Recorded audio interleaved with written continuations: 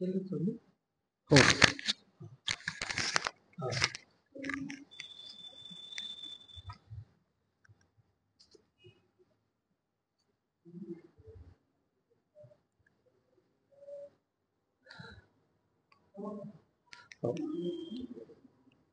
मागच्या रविवारचं प्रवचन टेक्निकली कारणामुळे रेकॉर्ड झालं नाही आणि म्हणून ते व्हायरलही झालं. धम्माच्या गोष्टी अशाच आहेत, जिथे जिथे आपण विसरतो तिथे तिथे पुढे जातच नाही. म्हणजे धम्माला आपण वैज्ञानिक दृष्ट्या किती उपमा द्यायच्या, तर याला कारण असतात की छोटस एक बटन दबलं आणि पुढचं सगळं संपलं. तसंच आहे की कुठलं तरी एक गोष्ट आपली कोलॅप्स झाली की पूर्ण डोलारा पडतो. धम्माच्या बाबतीतही तेच आहे की ज्या गोष्टी साध्या वाटतात पण त्या पायात असतात. म्हणून पंचशील आपल्याला हे साधारण गोष्ट वाटते, परंतु भगवान बुद्धाने ती आपल्याला पाया फाउंडेशन म्हणून दिली. आणि मग आम्ही सगळ्या वरच्या मोनोरे बांधत जातो. PhD होते, आम्ही प्रवचनही करायला लागतो, आम्ही सगळ्यांना शिकवायलाही लागतो. म्हणजे फाउंडेशन नसल्यामुळं तो सगळा डोलारा कोलॅप्स होतो. प्रत्येक गोष्टीत तेच आहे. टेक्नॉलॉजीमध्ये म्हणजे एक छोट्याशा बटनाने आपल्याला निरुपयोगी करून टाकलं ना समजा. कारण मागच्या वेळेस मी सांगितलं होतं की हे प्रवचन मला कोणाला तरी पाठवायचंय. त्याच्या अगोदरच्याच प्रश्नामध्ये सांगितलं होतं की अशी 8 लोक असतात की जी धम्मचर्चा घडू देत नाही, आणि मला ती 8 लोक भेटली होती. सांगितले की नाही झाले की एक छोट्याशा बटनाने आपलं ते काम करून घेतलं. हरकत नाही, कुठेतरी असला कुठेतरी मोका आला की आपण ते करू. आपण मागच्या वेळेस पाहिलं होतं की गोपनीयता न राखणारी अशी 9 प्रकारची लोक असतात. आणि तेही आपण बघितलं होतं की गोपनीयता धम्मामध्ये पाळली पाहिजे का. मागच्या वेळेस आपण याच्यामध्ये बघितलंय की धम्मामध्ये असं काय गोपनीय आहे बाबा. कारण धम्म तर हा प्रचाराचा आहे ना, आणि सांगायचा आहे. भगवान बुद्धांनीच सांगितलं. कारण काही काही गोष्टी आपण अर्ध्यातच करतो. कारण भिक्षूला सांगितलेलं आहे, भिक्षू एवढंच सांगतो, चरत भिक्खवे चारिकं बहुजन हिताय बहुजन सुखाय, आणि इथं संपवतो. ऍक्च्युली पुढे आहे ते. पुढे काय आहे, चरत भिक्खवे चारिकं बहुजन हिताय बहुजन सुखाय लोकानुकंपाय अथाय. इथे संपतं. पण ते आम्ही करत नाही, कारण ते पुढचे 2 शब्द मात्र आमच्या करता. हा, कारण ते विचारलं जर पुढच्यानी तर मग आम्ही ते करत नाही ना. तिथपर्यंत ठीक आहे, बहुजन हिताय बहुजन सुखाय. पण लोकानुकंपाय आणि अथाय हे मात्र कृती करताय. बहुजनाच्या हिता सुखा करता प्रवचन दिलं, वागा नका वागू झालं. पण पुढचा जो लोकानुकंपाय आणि अथाय, अथाय म्हणजे आर्थिक बाबी करताही तुम्ही समाजाला प्रोत्साहित करा, त्याला हे करा. म्हणून भगवान बुद्ध फक्त सामाजिक आहेत का. आणि मग तेच प्रश्न हे मिलिंद प्रश्नामध्येही आहे की राजा मिलिंदाला भंते नागसेनाने कबूल करून घेतलंय की आपल्याला प्रश्न कुठल्या विषयावर विचारायचे आहेत, आणि त्यांचं पहिलंच ठरलेलं आहे की बाबा हे आध्यात्मिक याच्यावर विचारायचं. पण त्याचा सार साऱ्याच गोष्टी देतो. प्रश्न आध्यात्मिक जरी असला तरी तो आर्थिकही आहे आणि सामाजिकही आहे. तो फक्त आपल्याला समजून घेता आला पाहिजे आणि समजावता आला पाहिजे. समजून घेतला आणि समजावला तर मग मिलिंद प्रश्नाला का त्रिपिटकाची चाबी म्हटलं हे आपल्या लक्षात येईल. कारण बाबासाहेबच बुद्धानी धम्म आपण वाचलाय ग्रंथ, त्याच्यामध्ये बाबासाहेब म्हणतात की भगवान बुद्धाला फक्त आध्यात्मिक समजणं ही खूप मोठी चूक होईल. कारण जेव्हा जसा जसं मी त्रिपिटक वाचत जातो तेव्हा तेव्हा मला कळत जाते की असा कुठला विषय आहे, एखादा तरी विषय असा आहे का की ज्याला भगवान बुद्धांनी स्पर्श नाही केला. कारण भगवान बुद्धाने सगळ्या विषयाला स्पर्श केला. तुमच्या आध्यात्मिक, आर्थिक, सामाजिक, दैनंदिन प्रत्येक गोष्टीला भगवान बुद्धाने स्पर्श केला. नुसता स्पर्श नाही केलेला तर त्या खोलामध्ये जाऊन समजावलेलं आहे. आणि म्हणून बाबासाहेब म्हणतात की भगवान बुद्धाचं लिटरेचर एका जन्मामध्ये एका माणसाला अभ्यासणं शक्य नाहीये. आणि त्याचाच अर्थ हा मिलिंद प्रश्न. मिलिंद प्रश्नाविषयी बाबासाहेब होते मोठं बाकीच आहे. ते काय म्हणतात की जर माझा बस चालला तर मी हा ग्रंथ भारतातल्या प्रत्येकाच्या घरामध्ये पोहोचवेल. बौद्धाच्या घरात नाही म्हटले ते, प्रत्येकाच्या घरात पोहोचवेल.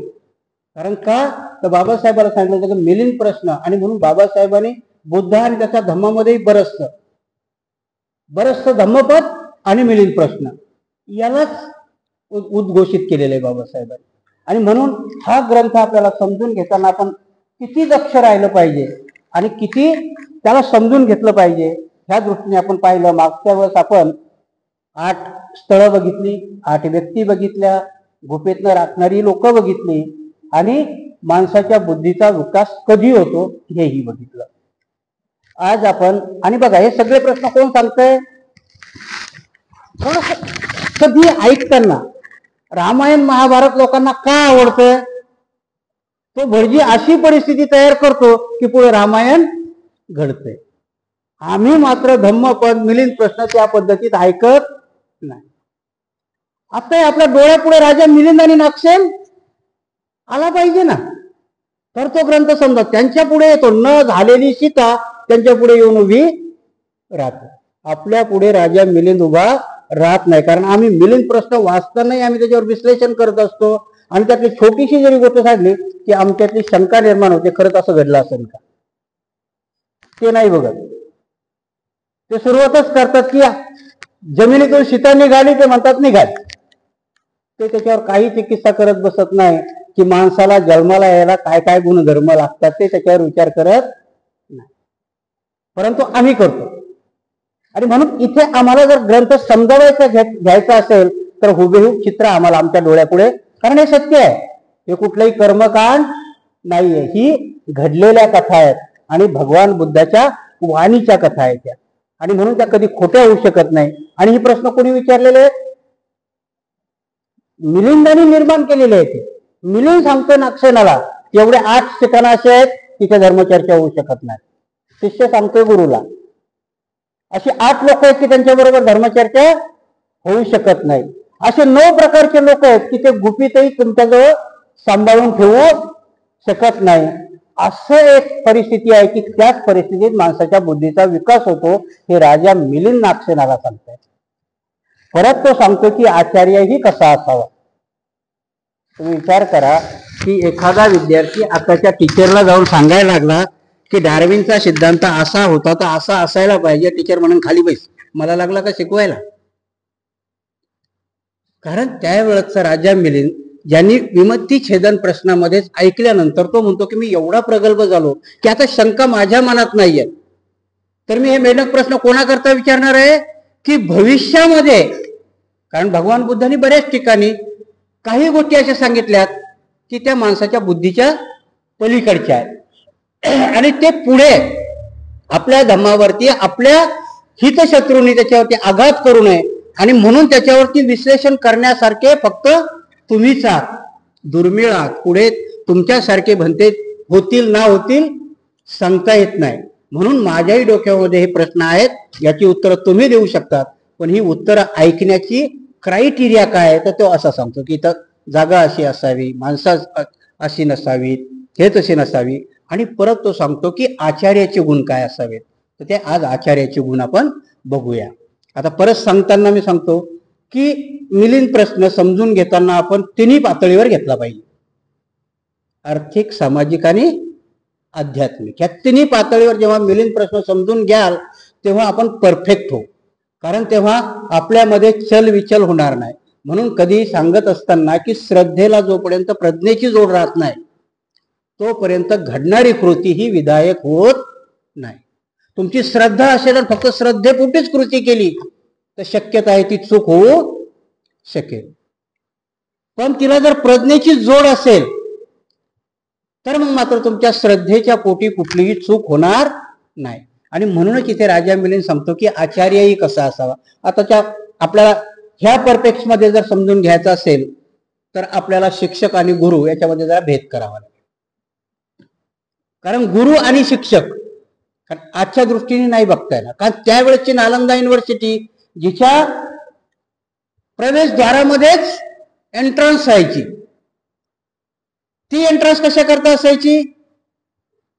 कारण शिष्यही ते निवडून घ्यायचे की हा लायक आहे की नाही आहे. म्हणून इथे परत सांगता ना की गुपित असतं. काय काय गुपित असतं? तर धम्माच्या काही गोष्टी असतात. कारण तुमचे गुपित माहीत झाल्यामुळे संघ तुम्हाला निर्माण नाही करता आला, पण तुमच्या गुपितावरती त्यांनी संघ निर्माण केला. कारण काही गुपित तुम्हाला सांभाळायला पाहिजे होती, त्याने ती गुपितं केली, ती गुपितं विकृत केली. विकृत करून संघ उभा आहे ना RSSचा. 100 वर्ष टिकवलाय परत त्यांनी. तुमच्या घरातला संघही आपल्याला टिकवता आला नाही. त्यांनी 100 वर्ष टिकवला आणि तोही विकृत करून, विकृतीने सांगून टिकवला. कारण का? तर तुमच्यातले गुपितं चोरल्या गेली. तुमच्यातली जी गुपितं तुम्ही सांभाळायला पाहिजे होती. आजही मी नेहमी सांगत असताना आपल्या साध्या साध्या गोष्टी समजत नाही की RSSची कुठेही पत्रक कुठल्याही पेपरमध्ये जाहिरात येते का? कधीतरी वाचले का तुम्ही की हे RSSचं बौद्धिक इथे इथे चर्चासत्र आहे, असं असं आहे, तसं तसं आहे? मला एखादा तरी पेपर दाखवा. परंतु त्यांच्या प्रत्येक कार्यक्रमाला 5 लाख 2 लाख 3 लाख लोक असतात. कसली ऍडव्हर्टाईज असते ही? मौखिक ऍडव्हर्टाईज आहे त्यांची, गुपित ऍडव्हर्टाईज. तुमच्या एखाद्या मैदानाला नाव वेगळंच असतं, पण तिथे 8 पोरांची ते शाखा भरवतात आणि मग मौखिक ऍडव्हर्टाईज होते. कुठे चाललात? मग शाखेत चाललो. कुठे चालला? मग शाखेत चाललो. त्या मैदानाचं नाव वेगळंच असतं. मैदानाचं नाव असतं डॉक्टर बाबासाहेब आंबेडकर मैदान. त्यांच्या एका कोपऱ्यात शाखा भरवतात कुठेतरी आणि त्याला नाव असतं 139वी शाखा. की तुम्हाला शुल्लक वाटेल, कारण ही त्यांची मौखिक ऍडव्हर्टाईज एवढी दांडगी असते की 10:30 वाजता इंग्लंडचा एक माणूस निश्चित घोषणा करतो की इंग्लंडमध्ये गणपती दूध प्याला आणि 11:30 वाजता मध्ये भारतातले गणपती दूध प्यायला लागतात. म्हणजे एवढी त्यांची, तुमच्या जे गुपितं तुम्हाला सांगायला नव्हते पाहिजे ते गुपितं सांगितल्यामुळं त्यांनी ती ऍडव्हर्टाईज केली की लोकांना कसं सांगायचं. जी कुजबूज असते की पहिली कुजबूज कुजबूज कुजबूज करत राहा, त्या कुजबुजीचं रूपांतर त्या कारणात घडवा की जे खोटं असतं, परंतु ते सगळ्या लोकांना खरं वाटायला लागतं. 100 वर्षापासून ते आज समजून आहे की त्या गंगेच्या काठावर स्नान केलं तर पाप धुतल्या जात. खोटं आहे की नाही? पण 100 वर्षापासून त्यांनी जतन केलं आणि थोडे तितके नाही जात. 1000-2000 तर मरतात त्याच्यामध्ये. आणि ते मरणाऱ्याच्या घरी तुम्हाला वाटणार नाही की तो एकदा बोंबालला की नाही की त्यांना मोक्ष मिळाला म्हणून.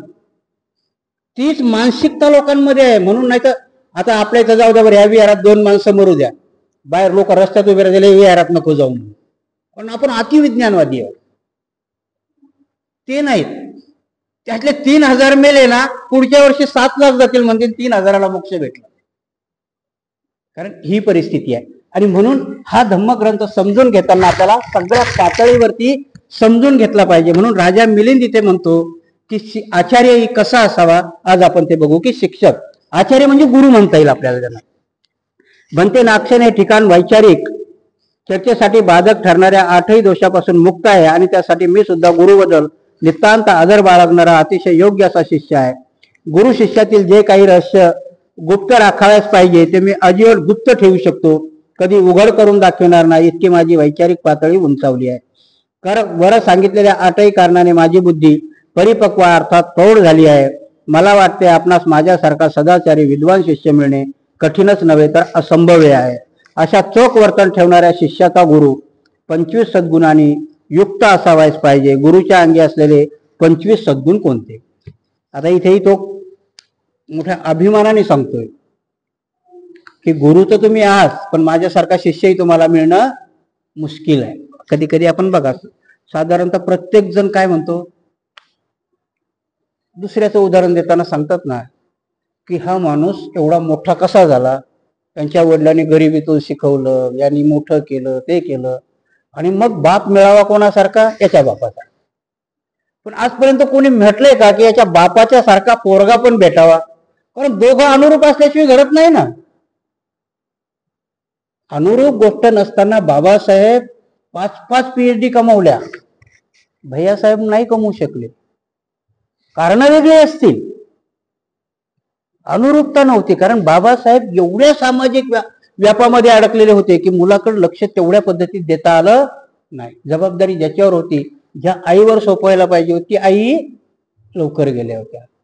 जन्मताच भैयासाहेब व्याधीग्रस्त होते, कारण वेगळी होती, परंतु सगळ्याच गोष्टी नाही. म्हणून बाप जरी शिकवणारा असला तरी पोरगाई शिकणारा असावा. जोपर्यंत अनुरूपता येत नाही तोपर्यंत गोष्टी घडत नाहीत. म्हणून इथे सांगतात की तुम्ही गुरु उच्च दर्जाचे आहेत, याच्याविषयी माझ्या मनात शंका नाही. पण मी शिष्यही तुमच्या तोडीचा आहे. मी शिष्यही, माझ्यासारखा शिष्यही तुम्हाला भेटणार नाही. याचा अर्थ काय की तुम्ही प्रत्येक गोष्ट मला सांगू शकता, की जी प्रचारित करायची ती मी प्रचारित करीन आणि जी गुप्त ठेवायची ती गुप्त ठेवेल.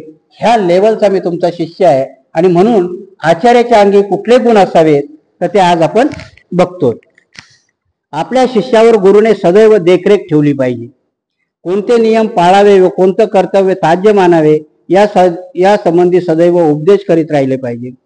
कोणत्या गोष्टीत दक्षता बाळगावी व कोणत्या गोष्टीकडे दुर्लक्ष करावे या संबंधी उपदेश देत राहिले पाहिजे. आता आपल्या शिष्यावर गुरुने सदैव देखरेख ठेवली पाहिजे. आता आपण म्हणताना काय म्हणतो, भंतेजी भेटले की आमचे धम्मगुरू आहे. आता धम्मगुरूला खरंच शक्य आहे का सगळ्यावर देखरेख ठेवणं? म्हणून मी सांगितलं की गुरु आणि शिक्षक याच्यामध्ये आपल्याला फरक करावा लागेल. मग जेव्हा आम्ही गुरु म्हणतो तर त्या गुरुला देखरेख ठेवली पाहिजे म्हणजे नेमकं काय केलं? आता प्रत्येकाच्या दारात छडी घेऊन भिक्षू जाईल का? मग कसली देखरेख असली पाहिजे? तर आमच्या वाणीमध्येच तेवढं माधुर्य असलं पाहिजे की लोक आकर्षित झाली पाहिजे, आली पाहिजे. वाणीमध्ये नसेल तर तुमच्या वर्तनात एवढी सत्यता असली पाहिजे की चालताना कोणी म्हटलं पाहिजे. काय होतं भगवान बुद्धाच्या काळात? ते काय होतं? भगवान बुद्धाच्या विनयच एवढा दांडगा होता की भगवान बुद्धावर माणसं मोहित व्हायची. वक्कली सुट्टा आहे, तुमच्या माहिती करता सांगतो. तो वक्कली फक्त भगवान बुद्धाच्या रूपावरती भाळलेला होता, त्यांना बघण्याकरता भक्त खाली तो दृष्टी झाला होता. म्हणजे भगवान बुद्धाचा विनय किती हे असेल की माणसं मोहित व्हायची त्यांच्यावर. तो वक्कली फक्त भगवान बुद्धाला बघायला भेटावं म्हणून त्याने अंगावर चिवर घेतलं.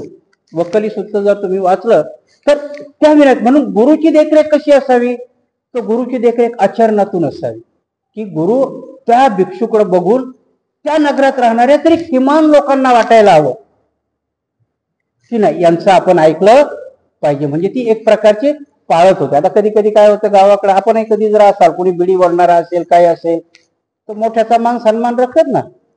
मग पोरग बिडी ओढत असेल पुढून काका आला तर ते लपवतं पाठीमागं, आहे की नाही?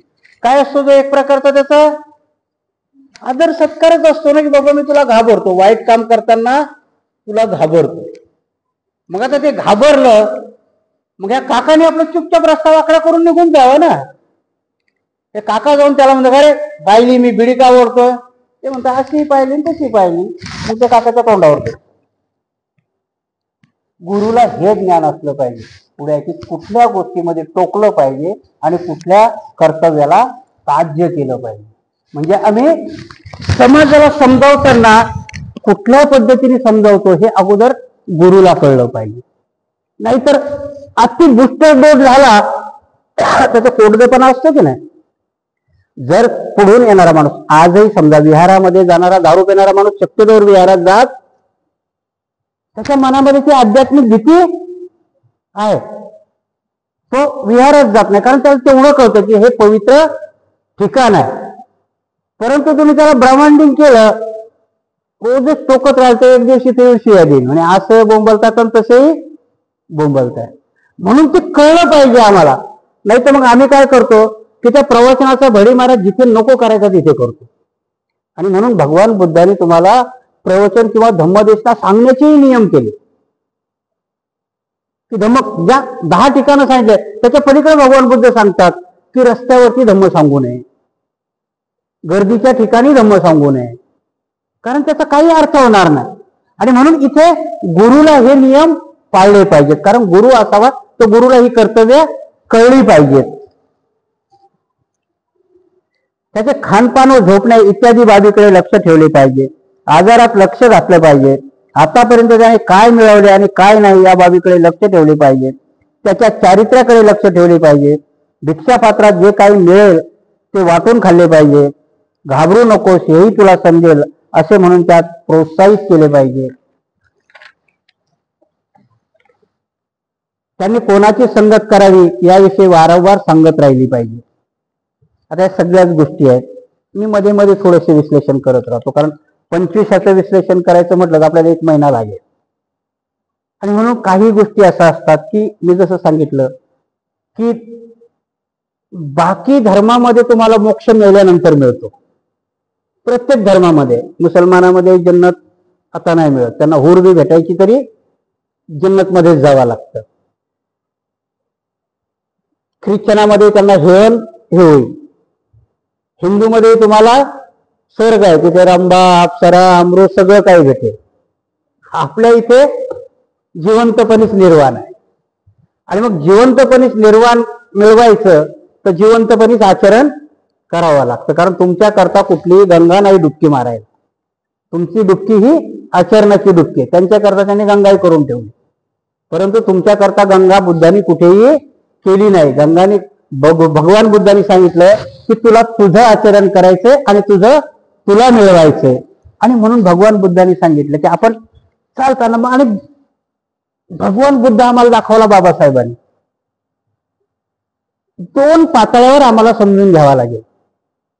बाबासाहेबांनी आम्हाला बुद्ध दाखवला, आणि बुद्ध आणि त्याचा धम्म ग्रंथ लिहिण्याची का जरुरी वाटली त्याच्यात पण ते लिहितात की बुद्ध आणि त्याचा धम्म का.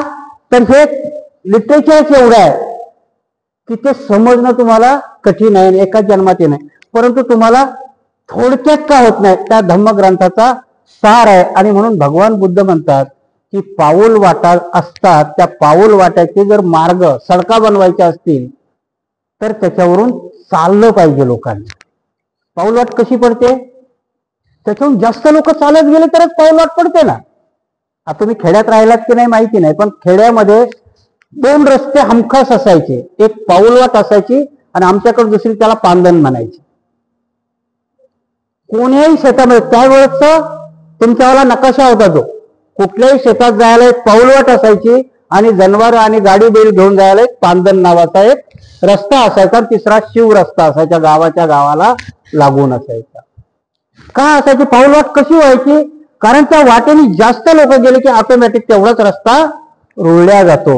आणि म्हणून इथेही तसंच म्हणतात की जोपर्यंत बाबासाहेब म्हणतात की जोपर्यंत धम्माच्या, कारण मार्गच म्हटलाय ना धम्माच्या, याला वे म्हटलंय बाबासाहेब, याला वे म्हणतात, मार्ग म्हणतात.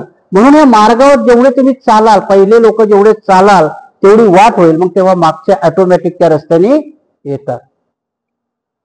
तुम्ही वाट कधी विचारता, कुठल्या तरी गावाला जायचंय, जंगलात कोणाला वाट विचारता येते का, नाही, कारण ती पाऊलवाट पडलेली आहे. पण गावात गेल्यानंतर मग तुम्हाला विचारायचं मला अमुक अमुक गावाला जायचं, 3-4 वाटा फुटतात ना. मग कुठल्या गावाला जाऊ, कारण 2 गावाच्या मध्ये तुम्हाला वाट विचारायची गरज नाही, कारण ती पाऊलवाट पडलेली असते.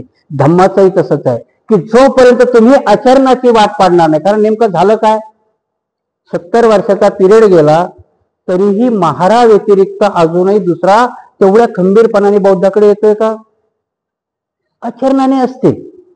आपल्यापेक्षा चांगले बुद्ध आहेत. तुम्ही सगळे लोक नाव ठेवत असतात, पण काशीराम सगळ्यात चांगला बुद्ध होता. भिक्षूपेक्षाही चांगला बुद्ध होता. नाही घेतली दीक्षा, आम्ही मरेपर्यंत त्याला नाव ठेवत राहिलो. त्याने दीक्षा घेतली का, त्याने, अरे तुम्ही दीक्षा घेऊन कुठले घोडे मारले, तो एकच वेळ जेवायचा. शरण भिक्कवे ही तो जगला एका रात्रीत, एका विनाकारण कुठल्याच गावात तो थांबला नाही. त्याने कुठलंही अकाउंट आपल्या नावावर ठेवलं नाही. घर सोडल्यानंतर तो परत कधी घरी गेला नाही. आणि आम्ही त्याला नाव ठेवत बसलो, त्याने दीक्षा घेतली का, त्याने दीक्षा घेतली का. आम्ही दीक्षा घेऊन काय केलं. आणि म्हणून ही वाट पाडली. बाबासाहेबही तेव्हाच म्हटले होते की तुम्ही आचरणाची वाट पाडा. पहिल्याच्यात तुम्ही थोडी अरंत होणार आहे, परत अरंत होणाऱ्याला तुम्हाला ती धम्माची वाट पाडावं लागेल. त्या वाटेवर मग ऑटोमॅटिक सगळेजण येतील, धम्म ऑटोमॅटिक होईल. आणि म्हणून इथे की कोणाबरोबर जायचं आणि कोणाबरोबर नाही जायचं हे आपल्याला कळलं पाहिजे. त्या सगळ्या गोष्टी आर्थिक, सामाजिक आणि राजकीय दृष्ट्या लागू पडतात की नाही. इलेक्शन आलं की आम्ही आमच्या नेत्याला सांगतो तू याच्या बरोबर जायला पाहिजे, तू त्याच्या बरोबर जायला पाहिजे. पण ज्याच्या बरोबर जायला नाही पाहिजे त्याच्या बरोबर आम्ही पाठवतो. काय होतंय सगळ्या भानगडी? कारण इथे आमची श्रद्धेबरोबर प्रज्ञेची जोड नाहीये आणि आमच्या बरोबर सांगणारा गुरुही नाहीये. बरोबर, गुरु नाहीच नाहीये. आमच्या जवळ राजा मिलिंद शिष्यही तसा नाही. म्हणून हे आता आपल्याला खालपासून फाळणी करावं लागेल, खालपासून उचलावं लागेल. आणि म्हणून विहारामध्ये ज्या दिवशी 18 ते 40 वर्षाची मुलं यायला सुरुवात होतील तेव्हा समजायचं की तुमच्या भविष्याला सुरुवात झालेली आहे. आजकालच्या गुरुने, मग कुठल्याही क्षेत्रातले गुरु असू देत, नुसता भिक्षुक असून त्याला गुरु नाही म्हणता येणार. जर बौद्ध महासभेमध्ये चांगले शिक्षक असतील, चांगले शिकवत असतील आणि त्यांच्या जर याला उत्तर देऊन माझ्या माहितीनुसार आउटपुट कधी मिळतं माणसाला, की जर त्या शिक्षकाने 18 ते 40 वयाच्या लोकांच्या तिथे जर गर्दी होत असेल तुमच्याकडे, तर तुमच्या धम्माला चांगलं स्वरूप आहे. आजही आपण सगळेजण बसलेले मला वाटतं सगळेच 50च्या पुढे आहोत. नाही, एक साधारण सरासरी तरी आपण जर पकडलं तर 50च्या पुढचे आहोत. करू शकतो आम्ही, नाही असं नाही, अशक्य काहीच नाहीये. भगवान बुद्ध 29व्या वर्षी घर सोडलं, 35व्या वर्षी त्यांना बोधी प्राप्त झाली आणि 80व्या वर्षापर्यंत सांगत राहिले. म्हणून आम्हाला नाही, कारण माझे माझे मी एक आता सांगायला काय हरकत नाही. तर म्हणतात ना, तुकाराम महाराजाचा अभंग आहे की बोले तैसा चाले त्याची वंदावी पाऊले. कधी कधी मी या खुर्चीवर बसून घरी गेलो की मी आत्मचिंतन करतो, मी हे बोलतो हे माझ्याच्याने तरी होतंय का? कारण नाही झालं तर. आणि म्हणून काही गोष्टी डोक्यामध्ये चिक्कार आहे पण सांगायची भीती वाटते. कारण कुठून कोणी म्हटलं तर भंतीजी तुम्ही घेताय का पुढाकार, आणि माझी ती तयारी आहे का? कारण जोपर्यंत काय होतं की कुठल्याही गोष्टीचा अवजार बनवताना त्याला भट्टीत टाकावं लागतं. बिना भट्टीत टाकल्याशिवाय अवजार बनतच नाही. माणसाला ती गोष्ट लागू आहे. प्रवचन किती देता येतील तुम्हाला? मी सांगतो ना, मी तुम्हाला प्रवचन देत बसलो, अख्खी रात आणि अख्खा दिवस प्रवचन देईल, परंतु त्याचा आउटपुट काय निघेल? कारण मी सांगितलं ना की त्याच माणसाला बघितलं जातं, त्याच माणसाच्या याच्या गुणाची कदर होते. बुद्धाला 2700 वर्षापासून आम्ही का करतो? बुद्धाचे गुण आहेत ना, धम्म सांगितलेला आहे, बुद्धाचे गुण आहेत त्याच्यामुळे होतो. आजही त्यांच्या लेवलचा किंवा बुद्ध त्यांच्यापासून नाही होऊ शकला. येणार आहेत मैत्री बुद्ध, त्यांनीच भविष्यवाणी केली. परंतु आजही आम्ही आचरणाशिवाय जर कितीही धम्म सांगितला तर तो पटणार नाही. आणि म्हणून आम्हाला आचरित व्हावं लागेल. गुरु आचरित झाला तर मग मात्र शिष्यही आचरित होतील. आज गुरु नाही, नाविलाजाने आणि खूप जड अंतकरणाने सांगावं लागतं की आम्ही फक्त प्रवचन देतो. आणि मग दोष तुमचाही नाही, तुम्ही म्हणता की आम्ही बी फक्त प्रवचन ऐकतो. ह्या फक्त नावाच्या भानगडीमध्ये दोघांचाही सत्यानाश आहे. कारण काय होतं की मी जशी 8 लोकांची गोष्ट सांगितली की नाही, ते 8 लोक प्रत्येक ठिकाणी आपल्याला प्रत्येकाला भेटतात. परंतु आम्ही काय करतो, त्यांना भेटतो, एक तर टाळून जातो किंवा त्यांना ओलांडून जातो. त्यांना कधीही आम्ही समजावण्याचा किंवा सुधारण्याचा प्रयत्न केलाच नाही. कारण सुरुवात कोणी करायची? प्रश्न इथून सुरुवात होतो. बाबासाहेबाच्या वेळेस सुरुवात करायचा प्रश्न नव्हता. म्हणून मी नेहमी सांगितलं ना की आताच्या धम्म परिषदा असतात, हे असतात. ज्या वेळेस महाडच्या सत्याग्रह करायचा बाबासाहेबांनी कुठे डिक्लेअर केलं होतं? बॉम्बेमध्ये. त्यावेळेचे दादासाहेब गायकवाड, धोत्रामधला माणूस, खेड्यात खेड्यात परिषदा घेत फिरत होते. आणि त्या परिषदेचं आउटपुट होत होतं की महाडचा सत्याग्रह नागपूरच्या लोकांनी जाऊन सक्सेस केला, महाडचा सत्याग्रह नांदेडच्या लोकांनी जाऊन सक्सेस केला. वाहनं नव्हती, काही नव्हतं, तरी पण आता धम्म परिषदा आताही होतात, होत नाही याच्यातला प्रकार नाही. पण त्या परिषदेला आम्ही अर्थच ठेवला नाही. काही त्या परिषदेमध्ये आउटपुटच येत नाही. काही महाडच्या 14 तळ्याचा आउटपुट आला ना, पाण्याला आग लागली ना त्यावेळेस. आता तुमच्या पूर्ण रिझर्वेशन वरती घाला घातला तरी तुम्हाला आग लावायला जमत नाही. काय होते? तो कोणाचा सोलापूरकरवाला, तो बाबासाहेबांविषयी बराळा. प्रतिक्रिया जाऊन मारणं ही प्रतिक्रिया आहे का? तेवढ्या ठामपणाने आम्हाला बाबासाहेब मानता आला. अरुण शौरीच्या वेळेस झालं होतं बघा. अरुण शौरीने बाबासाहेबावरती एक पुस्तक लिहिलं. त्यावेळेस त्याला प्रत्येक टाईपने उत्तरं दिल्या गेली. पुस्तकाच्या रूपाने त्याला उत्तरं दिली आमच्या लोकांनी. त्याच्या पलीकडे जाऊन पुण्यात आला तर त्याच्या तोंडाला काळही भासलं लोकांनी. ती कृती नाहीये बौद्धिकदृष्ट्या, परंतु आम्हालाही त्या सोलापूरकरांना आम्ही ठम्मपणाने. उलटी काही ठिकाणी बाबासाहेब म्हणतात की आमच्या विरोधात घडणारी कृती ही आम्हाला संधी वाटली पाहिजे. कारण कुठल्याही गोष्टीचा तुम्ही विचार करा ना, की तुमच्या विरोधात जर कोणी बोललं, तुमचा व्यंग जर कोणी दाखवला, तर तो व्यंग निस्तारण्याचा प्रयत्न करणाऱ्याला माणूस म्हणतात ना, व्यंग झाकणाऱ्याला नाही. माझ्या कमीवरती जर कोणी टीका करत असेल तर ती कमी सुधारणं हे माझ्या हातात आहे. ते कमी झाकून ठेवणं त्याला म्हणत नाही. मग आमच्यामध्ये सांगितलेल्या गोष्टी, मग काय होतं की बऱ्याच मागच्या प्रवचनामध्ये एकदा सांगितलं होतं की ह्या 10 वर्षाच्या काळामध्येच प्रत्येकाच्या तोंडी बाबासाहेबाची घटना. त्याच्या अगोदर नव्हता. 10 वर्षाचा पिरियड बघा तुम्ही. हे काँग्रेसवाले, तो मुलायम सिंग तर बाबासाहेबाला पोस्टमन म्हणाला होता. बाबासाहेबांनी काय केलंय म्हणे, ड्राफ्टिंग कमिटीचा चेअरमन होते, पोस्टमन होते, लोकांनी द्यायचं आणि ते फक्त खाली ड्राफ्टिंग करत होते. परंतु आता त्यांचाच तो पोरगा तो बाबासाहेबाची घटना आहे म्हणतो. का बदल होतो एवढा? प्रतिक्रियावादी लोक आहोत आम्ही.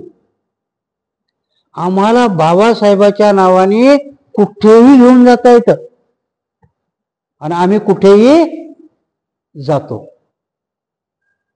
ही गोष्ट असेल की सांगणारा आचार्य जर तुम्हाला कोणाबरोबर जायचं आणि कोणाबरोबर नाही जायचं हा सांगणारा आचार्य भेटला आणि ऐकणारा शिष्य भेटला, तर मग मात्र तुम्ही कोणाबरोबरही म्हणजे नेमकं वाईटाबरोबरही तुम्ही जाणार नाही.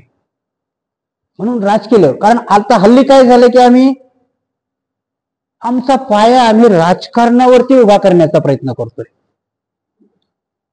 बाबासाहेबांनी शेवटचं तुम्ही बाबासाहेबाच्या त्याच्यामध्ये बाबासाहेबांनी जे श्रावस्तीमध्ये बाबासाहेबांनी म्हटलं होतं ना की दर रविवारी, किमान रविवारी विहारात जा. बाबासाहेबाच्या त्याच भाषणामध्ये आहे की अध्यात्मावरती उभं राहिलेला पाया कळच तुमचं राजकारण होऊ शकेल. आता आम्ही नेमकं उलट केलं. आम्ही पहिलं राजकारण पायात दाबायला लागलो आणि त्याच्यावर अध्यात्म उभा करण्याचा प्रयत्न करतो. कसं शक्य होईल? जोपर्यंत आमचा पाया हा बुद्धाच्या धम्मावरती उभा राहणार नाही तोपर्यंत तुमचं राजकीय लेवल बी ठीक होणार नाही. म्हणून तुम्हाला तो पाया, फाउंडेशन तुम्हाला धार्मिक लेवलवरती करावा लागेल. मग धार्मिक लेवलवरती करायला परत तेच आहे की धम्माचे गुरुही तसेच उभे राहिले पाहिजे. धम्माचे गुरु उभं राहायला ते आकाशातून पडणार आहेत का? नरेंद्र मोदी म्हणतो मी बायोलॉजिकल नाही म्हणून, पण आपल्यात तर जन्माला येणारा बायोलॉजिकलच यायला लागेल ना. त्यांच्यामधली सीता जमिनीतून येते, तुमच्यात नाही येणार. तुम्हाला तुमच्यातून पैदा करावा लागेल. आणि मग तुमच्यात बाबासाहेब कधी निर्माण होतात? कारण त्याच्यात रामजी बाबाला कबीरपंथी व्हावं लागतं. रामजी बाबाला कबीरपंथाची दीक्षा घ्यावी लागते, तेव्हा बाबासाहेब निर्माण होतात. तेव्हा तुमच्या मध्ये महापुरुष निर्माण होतात. महापुरुष तसेच निर्माण होत नाही, त्याला समाज त्या लेवलचा प्रगल्भ असावा लागतो, त्या लेवलच्या व्हावं लागतं. म्हणून प्रत्येक ठिकाणी जन्म घेतला जात नाही. एक साधं उदाहरण सांगतो सुत्तामधलेच तुम्हाला, की जेव्हा भगवान बुद्ध चारिकेला चालल्यानंतर चारिकेला जाताना चारिका कशाची घेतली जाते? भिक्षू लोक चारिका, पैसा गेला तर चारिकेच्या वेळेस भिक्षू पैसे घेऊ नये. आता घेत असतील तर भाग वेगळा, पण चारिकेच्या नियमात सांगितले बुद्धाने, जेव्हा चारिकेला जात तर चारिकेमध्ये तुम्हाला कच्चं धान्य घ्यायला परमिशन नाहीये. कोणी पीठ त्यांच्याकडे घेतात ना, पीठ घेतात, ज्वारी घेतात, धान्य घेतात. तर भगवान बुद्धाने काय सांगितलं की शिजवलेली चारिका घ्यायची. आणि ती किती घ्यायची? की जर समजा एखादा आजारी भिक्षू, एखादा वयोवृद्ध भिक्षू तो जर विहारामध्ये असेल आणि त्याची चारिका तुम्ही करायला जात असाल तर एका भिक्षूचे 5 घरानुसार चारिका करायची. जर ती 4च घरामध्ये भिक्षापात्र भरत असेल तर पुढे चारिका करायची नाही. सांगण्याचा अर्थ काय की अशी चारिका भगवान बुद्ध त्यावेळेस करत चालले. एक छोटासा मुलगा होता, त्यांनी बघितलं की भगवान बुद्ध कशाची चारिका घेत नाहीत. त्यांनी चिखलाची भाकर बनवली. कशाची बनवली? चिखलाची भाकर बनवली आणि ती भगवान बुद्धाच्या भिक्षापात्रात टाकली. भगवान बुद्धांनी ती स्वीकारली आणि भगवान बुद्ध त्याच्या डोक्यावर हात ठेवून म्हणतात की तुझ्यामध्ये, तुझ्या चित्तामध्ये भिक्षूला भोजन देण्याचं चित्त तुझ्यात प्रेरित झालेलं आहे. तू पुढे चालून भगवान बुद्धाच्या धम्माचा आश्रयदाता होतात. आणि 150 वर्षानंतर जे निर्माण झाले ते राजा सम्राट अशोक होते. तुम्हाला हे वाटणार नाही, परंतु ती जातक कथेमधली ही कथा आहे. सम्राट अशोकाने एवढा राज्याश्रय दिला की कुठलाही भिक्षू त्यांच्या राज्यामध्ये उपाशी राहत नव्हता. आणि म्हणून सांगितलं ना की आचार्य ज्या पद्धतीने, आणि प्रभावित कोणी केलं होतं सम्राट अशोकाला? 7 वर्षाच्या भिक्षूने. सम्राट होते नेमकेच ते युद्धावरून आला होता. राजा बसला अशांत आहे, लाखो लोकांचे मुर्दे पाडलेले, रक्ताचा पाठ वाहतोय आणि सम्राट अशोक बसलेला आहे. आणि हा 7 वर्षाचा भिक्षू भिक्षापात्र घेऊन आपला मस्त मजेत डौलत चाललोय. हा राजा म्हणतो हा एवढा कसा सुखी आहे? मी पुऱ्या पृथ्वीचा राजा आहे, मी अशांत आहे आणि याच्या हातात भिक्षापात्र आहे, मजेत चाललाय. बोलवायला पाठवतोय तर ते पोरग 7 वर्षाचा सामनेत डायरेक्ट जाऊन सिंहासनावर बसतं. त्याला नाही भीती वाटत त्या सम्राटाची. तिथे सम्राट विचलित होतो. तिथे विचारतो माझ्या शांती करता काय करायला. आणि मग ते 7 वर्षाचं सामने उपगुप्त भंतीजीकडे घेऊन जातात. सांगण्याचा उद्देश असा आहे की आचार्य जर चांगले असतील तर समाजही तेवढाच चांगला असतो, परंतु शिष्यही त्या टाईपचे व्हावे लागतात. आणि म्हणून बाबासाहेब निर्मितीला त्यावेळेचे महार कारणीभूत आहे. जर महार नसे, कारण माणगावच्या परिषदेमध्ये फक्त एक शाहू महाराजांनी सांगितलं की आता तुम्हाला नेता भेटलाय, आणि आमच्या महाराणी बिनधास्तपणाने स्वीकारलं बाबासाहेबांनी. आणि मग मात्र बाबासाहेब महापुरुष, कारण होतेच, बोधिसत्व होतेच ते, परंतु जोपर्यंत भूमी चांगली नसते तोपर्यंत त्या भूमीमध्ये पीकही चांगलं येत नाही. आणि मग भूमी चांगली करायला शेतकरी चांगला असावा लागतो. परत त्याच उपमा आहे. शेतकरी म्हणजे गुरु आहे, ते शेत म्हणजे समाज आहे. तिथे मशागत करायची, तेव्हाच पीक चांगलं येईल. आणि म्हणून इथे आचार्याचे गुण सांगताना ते सांगतात की आचार्याला सांगता आलं पाहिजे की त्यांनी कोणाची संगत करावी आणि कोणाची करू नये. गुरुने त्याच्याशी गप्पा ठोकत व्यर्थ वेळ घालू नये. त्याचे दोष दिसून आल्यास सहसा त्याला गुरुने क्षमा केली पाहिजे. आता आपण व्यर्थाची बडबडच असते की नाही, बऱ्याचशा गोष्टी आहेत आपल्या. अध्यात्मामध्येही आमची बडबड सुरू आहे, आर्थिक लेवलवरती आमची बडबड सुरू आहे, तर राजकीय लेवलवरती तर गोंधळच आहे. अध्यात्मामध्ये रोखोक काहीच होत नाही. डोक्यामध्ये संकल्पना आहेत. मी पहिलंच सांगितलं की काही संकल्पना सांगताना भीती वाटते, कारण तुम्हाला सांगताना कधी कधी मी ते उदाहरण नेहमीच देत असतो की एक राजकीय नेता स्टेजवरती सांगतो मोठ्या याच्यात जाऊन, कसले जात कसले पात, आंतरजातीय विवाह करा, हे करा. त्या सभेमध्ये त्याची पोरगी ऐकायला असते. 15 दिवसांनी ती दुसऱ्या पोराला सोबत लग्न करूनच येते आणि बापाला सांगते, तुमचं भाषण ऐकून मी एवढी मोटिवेट झाले की आंतरजातीय विवाह करूनच घरी आले. कोण आहे म्हणे? खालच्या जातीचा आहे. तो बाप म्हणतो स्टेजवर बोलण्याची गोष्ट वेगळी असते आणि घरात आचरणाची गोष्ट वेगळी असते. आपल्यात भानगडी त्याच झाल्या. भिक्षूही बोलताना वेगळंच बोलतात, राजकीय लोकही वेगळंच बोलतात, आमच्यामध्ये सुधारक ज्याला म्हटलं जाते तेही वेगळंच बोलतात, परंतु बघताना आचरण मात्र खूप वेगळं असतं. आमच्यातले एक खूप मोठे माणूस होते, एवढं प्रवचन सुंदर द्यायचे की विचारू नका. त्यावेळेस मीही ग्रस्त होतो. ग्रस्त जीवनात काय काय घडतं ते सगळ्याला तुम्हालाही माहिती, मलाही माहिती आहे. त्यांच्या प्रवचनाने मी बी एवढा प्रभावित, आता नाव घेत नाही कारण तुमच्या त्याच्यात खूप नावाजलेली माणसं आहेत ते, मी एवढा प्रभावित होतो की खरोखर बुद्धाचं तत्वज्ञाने सांगतात. आणि आम्ही एकदा शिर्डीच्या साईबाबाला गेलो. हे आमच्या अगोदर रांगेत उभी होती. आणि मग तेव्हा कळलं की बोलणं आणि करणं कृतीमध्ये खूप मोठा फरक असतो. आणि मग तोंड लपवायची वेळ येते. आणि म्हणून कधी कधी मी सांगितलं ना की भगवान बुद्धांनी का परमिशन नसेल दिली बिना उपसंपादित भिक्षूला हे करायला, त्याचं कारण हे असेल, कारण बिना उपसंपादित भिक्षू तेवढा ट्रेन झालेला नसेल त्यावेळेस. म्हणून सगळ्यालाच भगवान बुद्धांनी धम्मदेशना द्यायला परमिशन दिली होती का? वर्षभर संपल्यानंतर त्यांच्या एक्झाम असायच्या आणि त्यातल्या काही भिक्षूला सांगितलं जायचं की एका दिशेने आता जाऊ नका, वेगवेगळ्या दिशेने जा, प्रत्येकाला नाही. आणि म्हणून आता जर भगवान बुद्धांनी त्याही वेळेस सांगितलं होतं की नियम जसे स्थाळ काळ आणि वेळ येईल तशी बदला, जर भगवान बुद्ध असते त्यावेळेसही होतं, नाही असं नाही. आम्ही जर सूक्ष्मपणाने विचार केला तर सारीपुत्र आणि महामोगलाय खूप उशिरा आले ते संघामध्ये, परंतु त्यांना संघाचा सेनापती बनवलंय. त्याच्या अगोदर बऱ्याच लोकांच्या दीक्षा झालेल्या आहेत, पंचवर्गीय भिक्षू झालेले आहेत, कश्यपाच्या झालेल्या आहेत, जटिलाच्या झालेल्या आहेत, आणि त्याच्यानंतर महामोगलाय सारीपुत्र आले, तरी पण त्यांनी केलं. म्हणजे त्यावेळेसही होतं, गुणावर सद्गुणावर आणि तुमच्या बुद्धी चातुर्यावर संघामध्ये काम दिलं जात होतं. परंतु आता आम्ही असं करून ठेवलं की उपसंपदा झाल्याशिवाय कोणी जास्त बोलायचं नाही. माझ्या प्रवचनावर बरेचसे कंप्लेंट यायला लागल्या, हे भंतेजी जास्त बोलतात म्हणून.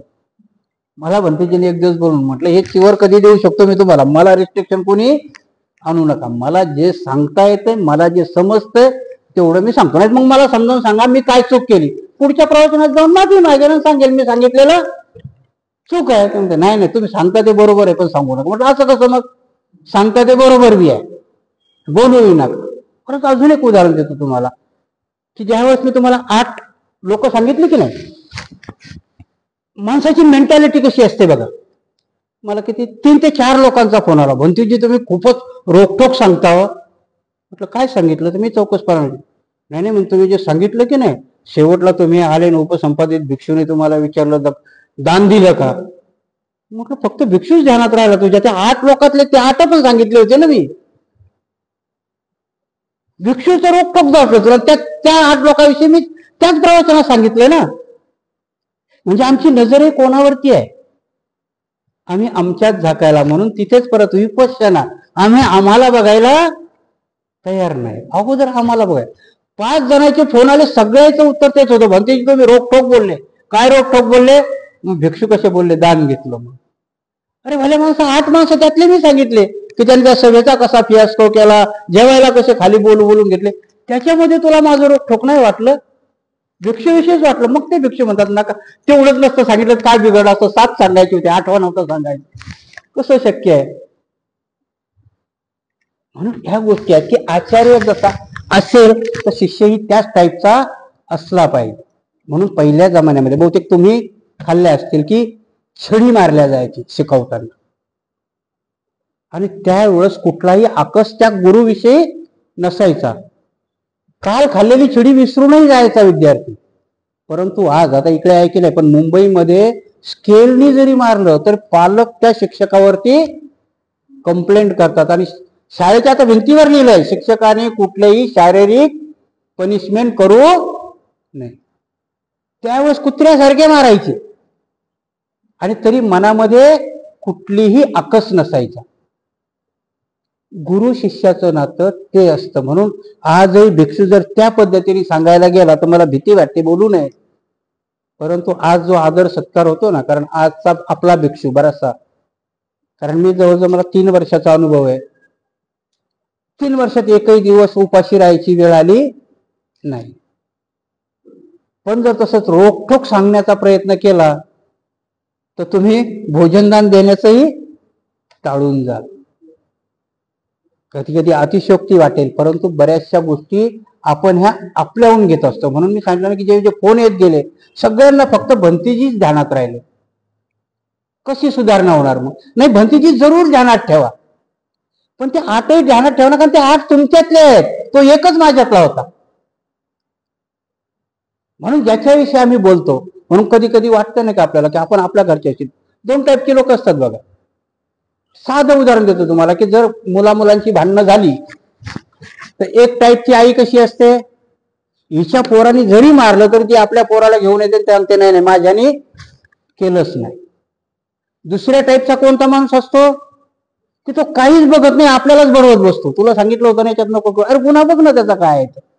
जर याचा असेल तर मार. आणि मग आम्ही कोणाला जास्त भाव देतो? ज्यांनी आपल्यालाच मारलंय त्याने. चुकीचं आहे ना. आपल्याचा लाडही करू नका आणि आपल्याला मारूही नका, चिकित्सा करा ना त्याची. जर चुकीचा असेल तुमचा तर जरूर पनिशमेंट करा, पण जर तुमचा चुकीचाच नाहीये आणि तुम्ही त्याला पनिश करताय, मग तो बिघडणार. मग तो म्हणतो ना बाप असाही मारतो आणि तसाही मारतो. आणि आमच्या समाजाचं तेच झालं. आम्ही आमच्या समाजामध्येच नावं ठेवत बसलो, आम्ही आमच्या समाजामध्येच एकमेकाचे पाय ओढत बसलो. आणि म्हणून तो पुढचा म्हणतोय. आठवले साहेबाला काहीच वाटत नाही ना. असे म्हणतात आणि तसे म्हणतात, मग ते जाऊन ते तर म्हणतात करा, मला अधिकार असो का नसो, पण समाज कल्याण मंत्री करा. समाज गेला खड्ड्यात. एखादं तरी उदाहरण सांगा ना मला, की एखादं उदाहरण आहे. कारण मंत्र्याच्या हातात बरंचसं काही असतं. कोणाला पेट्रोल पंप दिला असेल ते काम नाही होऊ शकत. मास्क काय करले बाबासाहेबाला लोक का मानतात? समाजाचं उत्थान मास्क केलं त्यांनी. असा एक तरी मंत्री आहे का? आणि मग आम्ही उठसूट त्या बाळासाहेबाला म्हणतो का नाही युती करत, निदान 2 तरी खासदार झाले असते. कशाला पाहिजे रे बाबा 2 खासदार तुला? ते जर काही करणारच नसतील तर कशाला पाहिजे तुला 2च खासदार? त्या 2 खासदारापेक्षा 80 लाख मतं द्या ना.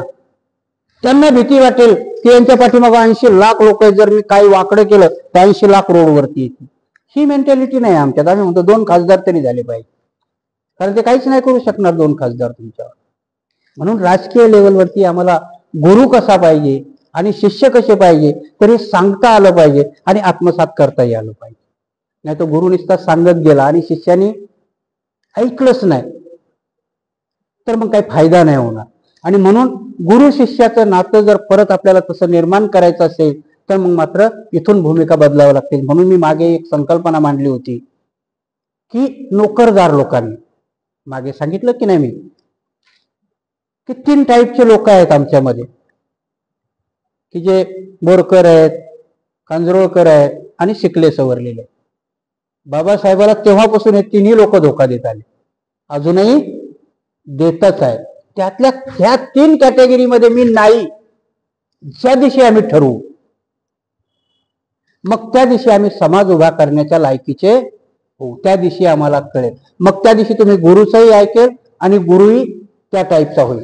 आता हल्ली आम्ही सगळे त्या 3ही मध्ये कुठे ना कुठे आहोत, कुठे ना कुठे आहोत. आर्थिक लेवलवरती गेलो की मग आमचा गुरु मुनगेकर होतो, असतो की नाही? ते तुम्हाला माहिती आहे की नाही माहिती नाही, परंतु जेव्हा मुनगेकर मुंबई युनिव्हर्सिटीचे कुलगुरू झाले तेव्हा शरद पाटलांनी पहिला लेख लिहिला, हा माणूस आता कामातून गेला. कारण का तुम्हाला निंद केल्या जातं. खूप चांगले अर्थशास्त्रज्ञ आहेत ते, नाही असं नाही. नरेंद्र जाधव आणि मुनगेकर चांगले अर्थशास्त्रज्ञ आहेत, परंतु तुमच्या स्वार्थापायी त्यांचं पूर्ण अर्थशास्त्र कुजवल्या गेली. तुमच्यातली लोक कशी कुजवल्या जातात? कारण ऍक्च्युली त्यांच्याकडे तुम्हाला अर्थशास्त्र शिकवणं ही जबाबदारी होती. बाबासाहेबांनी मग कोण आहेत ते? शिकले सवरल्या त्या वंशाचे आहेत, कांजरोळकराच्या वंशाचे. आई वेळेवर आमच्यातलाच जो उठून जातो, कांजरोळकर पीए होते बाबासाहेबाचे,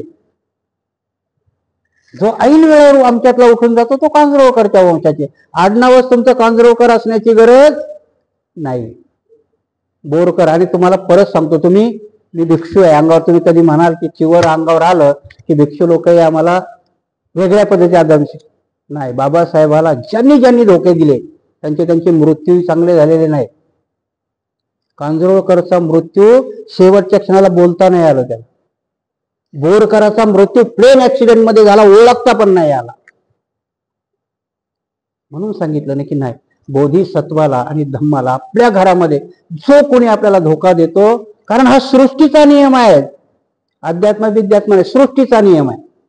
तुम्हाला सृष्टी माफ करत नाही, तुम्हाला त्याची फळं भोगावं लागतात. म्हणून बोरकराच्या बोट्या ओळखता पण नाही आला असा ऍक्सिडेंट झाला. म्हणून आम्ही कुठे आणि कशाशी बेईमानी करतो, कशाबरोबर करतो, कारण आपल्या लक्षात येत नाही ते, परंतु त्याचं फळ मिळत असतं. आणि म्हणून ह्या 3 वंशाचे होऊ नका फक्त खाली, मग आम्हाला चळवळ उभी करता येईल. आणि ज्या दिवशी आम्ही आमचं आत्मपरीक्षण करतो त्यावेळेस मात्र कुठल्या ना कुठल्या क्षेत्रात आम्ही तिथे असतो, प्रत्येक पातळीवरती. म्हणून आध्यात्मिक पातळीवरही आम्ही उभे राहू शकलो नाही. प्रयत्न भरपूर होतात, नाही असं नाही. कारण आध्यात्मिक पातळीवरती गुरुचं काम काय होतं की फाउंडेशन निर्माण करताना आजही आपण बघितलं की सम्राट अशोकाने म्हणे 82,000 स्तूप बांधली होती. मला वाटतं आता 82,000 फक्त महाराष्ट्रात असतील. विहार असं एक गाव नाही आता तिथे की त्या गावात विहार नाही. विहार नसेल तर त्याला समाज मंदिर तरी म्हटलं. भगवान बुद्धाची मूर्ती तिथे नेऊन ठेवलेली. काय आहे मग आमच्याकडून व्यवस्थापन कुठे आहे? जातक कथामध्ये व्यवस्थापन सांगितलेलं आहे. एवढे सुंदर. कधी कधी जर तुम्हाला जातक कथा जर आपण आता प्रवचन करायला भरपूर काही करता येईल, परंतु याच्यामध्ये भगवान बुद्धांनी अर्थशास्त्र, समाजशास्त्र, राजकीय शास्त्र एवढ्या सुंदरपणाने त्या जातक कथेमध्ये सांगितलेले आहेत. आणि तेवढं जरी आम्ही आत्मसात केलं तरी आम्ही चांगला समाज निर्मित करायला पुढाकार घेऊ शकतो. म्हणून मी मागे नेहमी शिकल्या सवरलेल्या लोकांना सांगितलं की आम्ही शिकले सवरलेल्या लोकांचे वंशाचे असो तर आम्हाला बाबासाहेबांचा आता एका टाईपने ऋण फेडता येतं. नोकऱ्या करतो आपण. 58 वर्षाचं मला वाटतंय क्लास 3 ला रिटायरमेंटचं एज असेल का 60 झालंय? 58च आहे ना. 58 वर्षाचं वय आहे. क्लास 2 असेल तर मला वाटतं क्लास 1 ला 60 वर्षाचं आहे. जे लोकांना 65 वर्षाचं आहे. 58 वर्षाचं वय आहे की नाही. 50 वर्षापासून तुम्ही वैराग्य स्वीकारायला सुरुवात करा. 50 वर्षापर्यंत सर्व करा. 50 वर्षात पहिलं शिबिर करा. 50 वर्षापासून ग्रंथ वाचायला घ्या. 8 वर्षामध्ये तुम्हाला जवळजवळ अर्ध त्रिपिटक वाचून तेवढं तुम्हाला कळेल. आणि ज्या दिवशी रिटायर होणार आहे त्या दिवशी मुंडन करूनच जा. प्रॉव्हिडंट फंड, ग्रॅज्युटी अशाला अशी उचला. असेल बायको जिवंत तर तिच्या हातामध्ये देऊन टाका. तिला सांगितलं हे मी कमवलेले सगळं तुला, आता मी चाललो इकडे. शिकले सवरलेल्या माणसानं, कारण तुम्ही जो धम्म सांगू शकाल तो परफेक्ट सांगा. परंतु आजही आम्ही रिटायर झाल्यानंतर आमचं म्हणणं काय असतं की माझ्या पोराला पोरगी झालेली, तिला सांभाळायला मी झालो पाहिजे. कसं होणार? सांभाळू द्या ना. दोघंही ते नोकऱ्या करतायत. तुम्हाला सांभाळायला तुमची आजोबा होते का? आई वडिलांनी सांभाळेल. मी सांगतो माझ्या आईने मला शेतात निंदायला जाताना ती मध्ये झाडाला बांधत होती. मी कपितर होतो. माझा पाय बांधायची दोरीने एका झाडाला आणि ती पुढे निंदायची. आता आणि म्हणून हे आम्हाला शिकलं पाहिजे, आम्हाला हे करता आलं पाहिजे. म्हणजे धम्म नुसता ऐकण्याचा नाही, धम्म आचरणाचा आहे. आणि शिक्षकही नुसतं शिक्षक होण्याचं नाही, तर शिक्षकाचे हे 25 गुण ज्या शिक्षकाच्या अंगामध्ये असतील, हा राजा मिलिंदाने सांगितलं, त्याला शिक्षक म्हणता येतं, त्यालाच गुरु म्हणता येतं.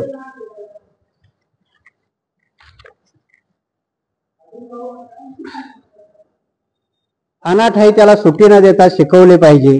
शिष्यापासून ज्ञान लपवून ठेवू नये. आपल्या जवळील सर्व ज्ञान उत्साहपूर्वक शिष्यास शिकवले पाहिजे. शिष्यास आपला ज्ञानपुत्र समजून गुरुने त्याच्यावर पुत्रवत प्रेम ठेवलं पाहिजे. तो आपल्या उद्दिष्टापासून वळणार नाही त्याची खबरदारी गुरुने घेतली पाहिजे. ज्ञानकण खाऊ घालून त्याला वाढवीत आहे असा विचार गुरुने सतत आपल्या मनात ठेवला पाहिजे. गुरुने शिष्याप्रती मैत्री भावनेने प्रेम वर्तन ठेवले पाहिजे. त्याच्यावर आपत्ती आली असता त्याला सोडून न देता त्याचे रक्षण केले पाहिजे. त्याला शिकवण्यासारख्या गोष्टीकडे दुर्लक्ष करू नये आणि धर्मापासून शिष्य ढळत असल्यास त्याला सावरून धरलं पाहिजे. बनते योग्य आचार्याच्या अंगी हे 25 सद्गुण असले पाहिजे, जेणेकरून ते आपल्या योग्य शिष्याप्रती व्यवहार करतील. आपण या सद्गुणाप्रमाणे मला वागणूक द्यावी. पण मला काही शंका येत आहेत. म्हणजे भगवान बुद्धाने ज्या मेंढक प्रश्ना संबंधाने उपदेश केला त्यात काही ठिकाणी उघड विसंगती दिसून येते. त्याबद्दल धर्माचे शत्रू फायदा घेण्यास चुकतील असेही वाटत नाही. तेव्हा त्यांना मुळी वचन वावच मिळू नये म्हणून या विषयावर आपण प्रकाश टाकावा आणि माझ्या शंका दूर कराव्या. कारण भविष्यात आपल्याला विद्वान दूरदर्शी गुरुचा लाभ होणे दुर्मिळ होईल. आचार्याचे 25 गुण वाचून दाखवले, कारण प्रत्येकच गुणावरती विश्लेषण करायला गेलो तर आपण खूप वेळ होईल. हे राजा मिलिंदाने बनते नागसेनाला सांगितले. त्याच्यावरून तुम्ही विचार करा, हे 2-3 गोष्टी घडलेल्या आहेत धम्माच्या. जर आपण विचार करत गेला, आनंदाला जेव्हा उपस्थावक म्हणून भगवंतांनी नियुक्त केलं, त्यांना उपस्थावक म्हणजे त्यांच्यावाला सहाय्यक. आजही तुम्हाला जर कुठल्याही मोठ्या पदावर माणूस असेल तर त्याला एक सहाय्यक असतो. जेव्हा आनंदाला उपस्थावक केलं तेव्हा आनंदाने अटी घातल्या. आता तुम्हाला अटी घालता येतील का? मला नोकरी देताना मी माझ्या अटीवर नोकरीला राहाल का तुम्ही? आनंदाने घातलेल्या आहेत. त्यांनी 8 अटी घातलेल्या आहेत.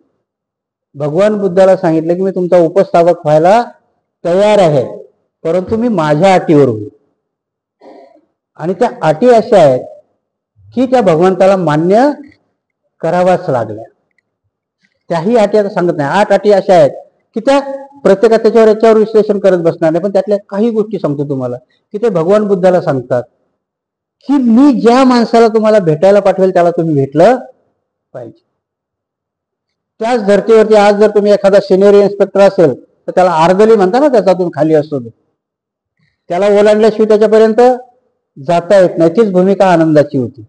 पण आताच्या अर्धलीमध्ये त्या अर्धलीमध्ये फरक आहे की नाही?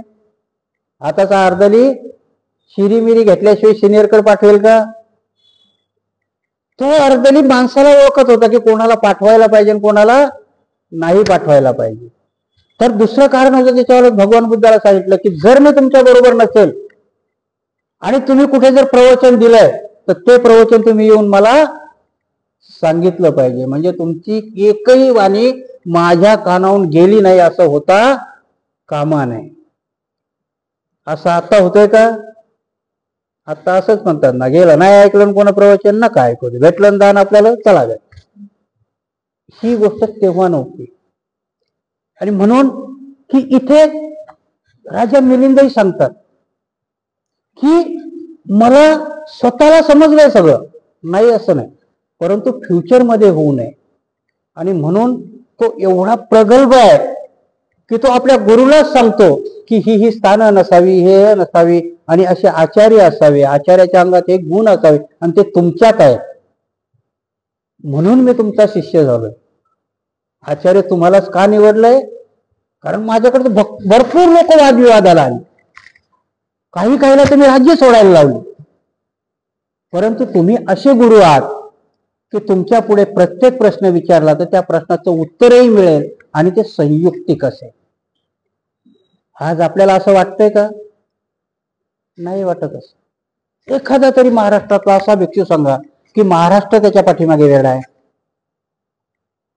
की ते आमच्याकडे आहेत. बऱ्याच जण प्रवचन ऐकतात की टेक्नॉलॉजी आल्यामुळे काही काही भिक्षूचे 3-3, 4-4 लाख लोक फॉलोअर्स आहेत, परंतु फक्त फॉलोअर्स आहेत, आउटपुट नाहीये. कोणी आउटपुट जे डोक्यातून यायला पाहिजे, जे व्हायला पाहिजे ते होत नाही.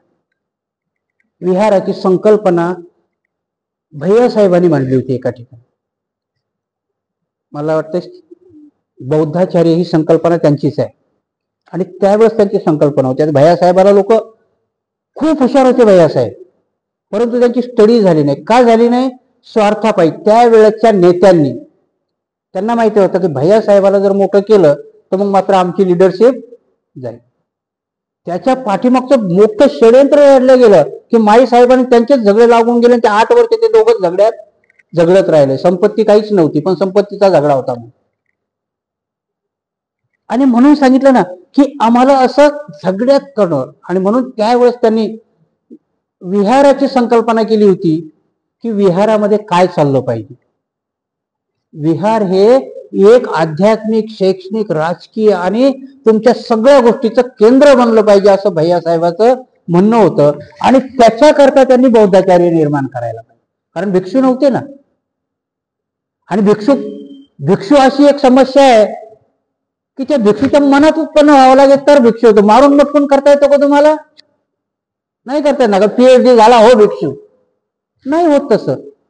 हा, बौद्धाचार्य करता येतो. साधा बाबा व्यसन बिसन नको करू, थोडासा अभ्यास कर, प्रवचन कर, बौद्धाचार्य होता येतं, भिक्षू होता येत नव्हतं. आणि म्हणून त्यांना सांगितलं होतं की बौद्धाचार्य त्यांच्याकडे आजही मला वाटतं भारतीय बौद्ध महासभा सभेमध्ये टीचर्स म्हणतात, शिक्षक म्हणतात ना. ही संकल्पना खूप मोठी होती, पण त्याचं आम्ही वाक्य करून ठेवलं. विहार एक केंद्र बनायला पाहिजे होते. आणि म्हणून काय झालं की आम्ही विहार तर बनवली, पण प्रतिस्पर्धा नुसती विहार बनवण्याची झाली. मराठवाड्याच्या लोकांनी हे बनवलं का, मग विदर्भावाले आम्ही ते बनतो, दोघांच्या ह्याच्यात काहीच होत नाही. ते विहार तुमच्यावाली जोपर्यंत शैक्षणिक, आर्थिक, राजकीय केंद्रबिंदू होणार नाही, म्हणून 3 शिफ्टमध्ये चालले पाहिजे होते. 3 शिफ्टचे बौद्धाचार्य निर्माण झाले पाहिजे होते की एक अध्यात्म सांगेल, एक अर्थकारण सांगेल आणि एक संध्याकाळच्या वेळेला राजकारणही शिकवेल. असे 3 बौद्धाचार्य जर निर्माण झाले असते तर फाउंडेशनला सांगणारा आणि मग तिथे एखादा भिक्षुक, महास्तवीर किंवा कोणीतरी त्यांच्यावरती त्या विहारामध्ये राहिला असता. ही संकल्पना होती. आम्ही संकल्पना मिटून टाकली. आम्ही विहाराच्या कमिट्या केल्या, त्याही 15-15 दिवसाला केला. अध्यक्ष बदलला की तो आपला दुसरीच कमिटी तयार करतो आणि हे. आणि म्हणून की आम्ही तिथे पायाभूत व्हायला पाहिजे, म्हणून टीचरही आम्हाला मिळाले नाही आणि शिष्यही आम्ही झालो नाही. हे 25 गुण आज तुम्ही ऐकलेत. उद्या आहे की उपासकाचे 10 गुण शेवटला सांगितलेले आहेत, ते आपण उद्या बघू. 10च आहेत म्हणून त्यानंतरचं प्रवचन मी उपासकावर. आतापर्यंत तुम्ही सगळेजण आनंदात होतात की हे सगळं गुरुचं चाललंय, पण आता हे 10 गुण पुढे उपासकाचे आहेत. त्यात मध्ये आपण किती स्टँडर्ड होतं हे आपण पुढच्या रविवारी बघू. आज आपण एवढंच करू.